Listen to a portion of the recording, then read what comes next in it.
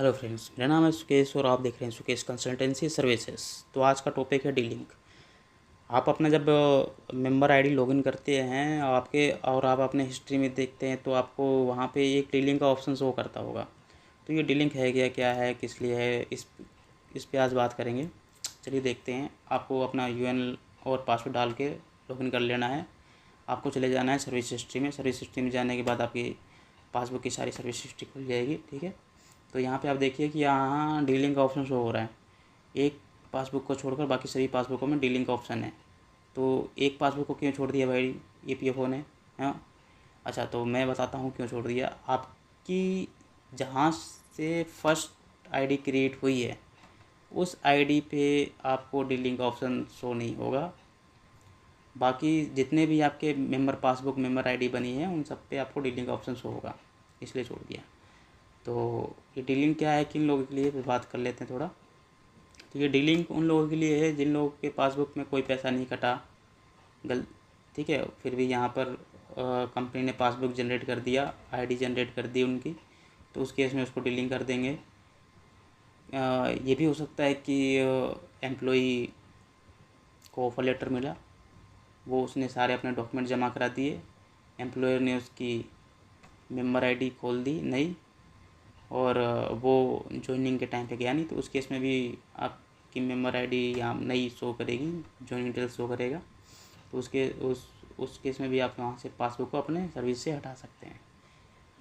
तीसरा कंडीशन है कि आप जैसे कि आपने कहीं ज्वाइन किया, 2 दिन वर्क किया, फिर आपने छोड़ दिया, उस केस में भी आपका पासबुक क्रिएट हो गया, कंपनी ने आपका पासबुक जनरेट कर दिया और आपकी date of exit last month दिखा दी, बट आपने नेक्स्ट डे ही कहीं और ज्वाइन कर लिया। तो नेक्स्ट डे जहाँ ज्वाइन किया उन्होंने क्या है कि जहाँ वो सेम डे आपका ज्वाइनिंग दिखा दिया, बट लास्ट वाली कंपनी ने क्या किया कि मंथ के एंड में ज्वाइनिंग दिखाई। क्यों? क्योंकि आपका कोई नोटिस पीरियड भी था, जैसे 1 महीने का नोटिस पीरियड था, 15 दिन का नोटिस पीरियड था, तो उतने दिन बाद उसने क्या किया कि आपको डेट ऑफ एग्जिट दिखाया। तो उस केस में आपका डेट ऑफ एग्जिट और डेट ऑफ नेक्स्ट ज्वाइनिंग गड़बड़ हो गया, तो और उसमें पीएफ भी जमा नहीं कराया। 2 दिन का पीएफ आजकल कोई कंपनी जमा कराती नहीं है, तो 2 दिन का पीएफ नहीं जमा कराया, तो उसमें भी क्या करोगे आप, यहाँ से डी-लिंक कर दोगे उसको।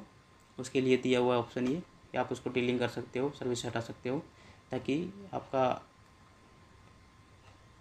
पीएफ में कोई दिक्कत ना आए, पीएफ विड्रॉल में कोई दिक्कत ना है, आपका हिस्ट्री भी क्लियर रहे एकदम।